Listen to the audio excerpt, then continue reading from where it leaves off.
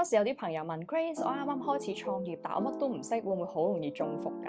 咁亦都有啲朋友咧係已經創業一段時間啦，但係覺得生意好似棘棘地喎，想轉型喎，但係又唔知由邊度開始轉啦。咁其實我覺得創業有時最難嘅咧並唔係資金，而係佢哋冇視野啦、冇人脈啦。有時你諗到一個 idea，又唔知佢 work 唔 work 喎。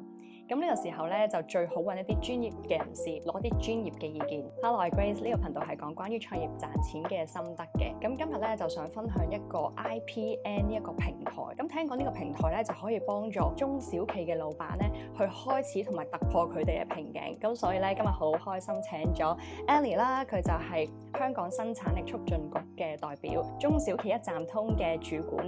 咁嚟同我哋分享一下 IPN 呢個平台究竟有啲乜嘢好處可以益到我哋各位中小企嘅老闆啊。Hello Ellie， 你好。Hello Grace， 多謝邀請我嚟呢度啦，同大家分享，好開心。IPN 咧其實就係一個 short form 啦，其實就係叫做 Innopreneur Network， 即係咧 Innopreneur 即係好有 innovative ideas 嘅 entrepreneurs 咁啦。咁我哋就即係希望鼓勵大家咧都係 be creative 咁樣啦，即係有創意嘅。咁中文咧就叫做知創企業家網絡。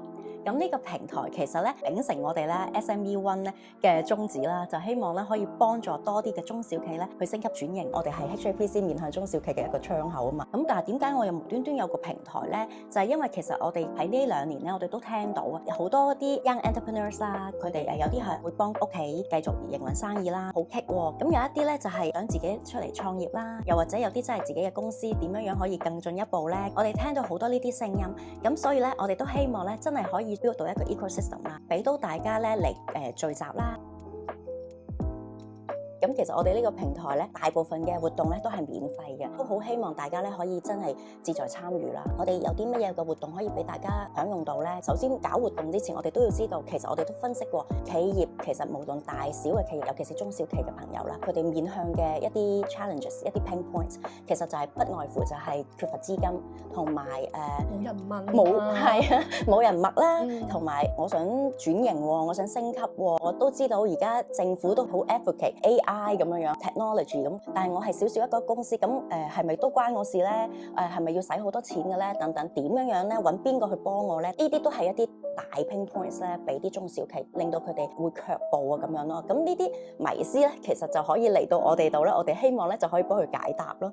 咁譬如話，我哋都會有，我哋喺每2個月啦，都會做 at least 一次嘅 meet up events， 其實就係一啲交流嘅現場嘅活動啦。行業嘅專家啦，同我哋一齊分析下啦，講下趨勢之餘，我哋亦都會介紹下啲落地嘅方案咧。多數都係會教大家點樣做 business expansion 嘅，點樣去拓展自己嘅生意，或者係點樣去幫自己做升級轉型咁樣咯。所以咧喺嗰個活動入邊咧，我哋都會請好多我哋嘅企業醫生啦、行業嘅專家咧，俾大家意見啦，或者係去做交流啦，免費有啲諮詢嘅服務。咁譬如話咧，我哋喺有一間寵物嘅罐頭公司，即係賣 pet food 啦。咁佢哋想賣啲 products 去新加坡，但係又唔知道，究竟即係我上完啦，咁究竟我點樣去落地咧？佢打電話嚟咧，我哋嘅hotline 先嘅，咁就諮詢下，我哋就即係了解咗佢哋嘅情況啦，我哋嘅專員。咁然之後咧，我哋就介紹咗我哋嘅企業醫生，係一啲legal firms 啊，都有啲物流公司嘅介紹啦，咁樣。咁佢哋可以去傾下，了解下 ，at least 你攞到個方向，從而咧你就可以去申請其他嘢，或者係去揾唔同嘅或者相關嘅公司去幫手咁樣。咁然之後咧，我哋亦都提佢啦。咁你去新加坡就一定記住要即係申請政府資助基金啦。呢個都算係一條龍嘅服務。佢哋 end up 而家都係好好，佢哋就落咗地啦，去咗真係去賣咗 product 去新加坡。另外咧，大家都會諗住可能可以即係會返大灣區發展啊，又或者咧可能係已經喺大灣區設咗廠，想再即係 go global 啦，即係向外求啦，會去好多東南亞或者係一啲ASEAN countries 啦、東盟國家啦、東盟10國啦，咁甚至再遠啲咁樣。咁我哋亦都會有啲唔同嘅考察團帶佢哋去咯。譬如話我哋有一次去越南咁樣啦，咁真係可以介紹到 local 佢哋當地嘅一啲服務供應商或者嗰啲 tech solutions 嘅供應商，咁等佢哋可以即刻見到呢一拍即合咁樣。聽落去都好吸引喎。係咪所有嘅中小企即係有冇話一啲條件點樣先可以去參加到嘅咧？哇，絕對冇條件，即係我哋咧都係因為其實我哋係即係服務中小企啦，咁所以咧我哋都希望咧各個大大小小嘅中小企朋友啦，甚至其實你已經有個企業已經營運運咗幾年啦，冇氣息喎咁樣樣，又或者咧係幫屋企人營運嘅譬如話廠啊，都已經一段時間啊，或者係一啲 retail shops 啊咁樣樣，咁點樣樣可以再求變咧？又或者揾到啲志同道合嘅朋友一齊去繼續 develop 個 business 咧？又或者我冇錢啊嗰啲咁，我想求婚啊，我哋就講係啦，求婚 funding 咁樣樣，咁咧我哋都係好歡迎各行各業嘅朋友，大家中小企嘅老闆啦，又或者係一啲高管嘅朋友啦，係啦，咁可以嚟到我哋嘅 events 度，大家互相交流。關於資金嘅部分，對於一啲真係細公司啦，佢哋可能連開始嘅資金佢哋都有啲困難，財務上有啲緊張啊，你哋會唔會有得可以幫下手嘅咧？其實政府咧係都幾 generous 嘅，佢哋其實而家咧政府咧係 offer 咗超過80個唔同大大小小嘅資助基金咧，俾香港嘅社會去 apply 啦。其中咧仲有40幾個咧，即係一半以上咧係 for business expansion， 係俾中小企嘅。但係好難，好似好難先至 apply 到嘅喎，好多 form 嘅喎。好多人都係呢個就係迷思啦。好多人咧都會以為，即係申請政府啲嘢，真係一大堆嘅 form 要填啊，唔知填乜嘢啊咁樣啦。咁所以咧，大家嚟生產力局，我哋咧有一個中小企支援組。SME Reach Out 嘅團隊咧，我哋咧係幫政府啦，咁宣傳咧一啲相應嘅政府資助基金俾啲中小企去 apply 啦。咁咧大家咧可以無限次咁樣咧嚟揾我哋嘅團隊啦。咁我哋係免費諮詢嘅，無限次嘅。頭先已經聽到咧，有好幾個係非常之幫到我哋中小企啦。首先我好深印象就係嗰個 funding 啦，因為我都真係試過去申請，但係哇嗰啲 form 咧真係完全睇唔明，即係你識揾我哋係啦。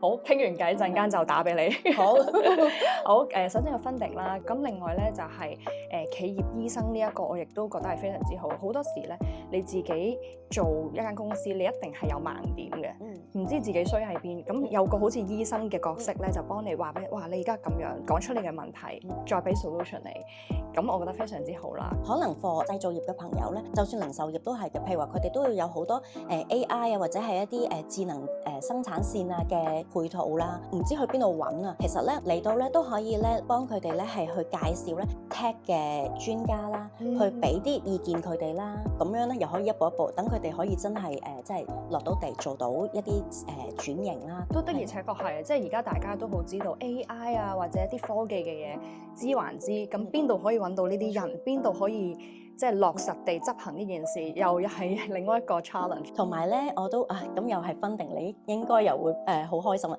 如果咧你係公司咧或者一啲廠啦咁樣，佢哋會想喺香港翻嚟回流香港 Made in Hong Kong，佢哋咧會設智能生產線咧，政府咧更加會資助你咧係4500萬啊最高咁樣咁嘅 funding 啦咁樣去幫大家實踐呢個智能生產線，所以咧係真係好大家好可以留意一下。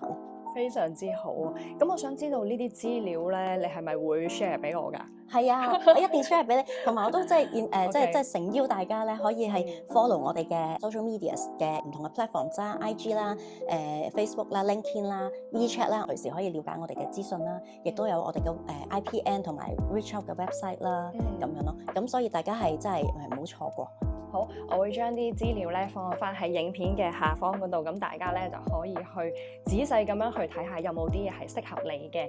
咁好啦，我哋今日到呢度啦，多謝 Ellie 嘅分享，了解咗好多新資訊啦，所以同你傾偈都好開心，唔係淨係喺屋企自己一個匿埋咁樣自己有自己做，而係知道出面發生緊咩事。多啲嚟我哋嘅活動啦。好啊，多謝你。Thank you。好，拜拜。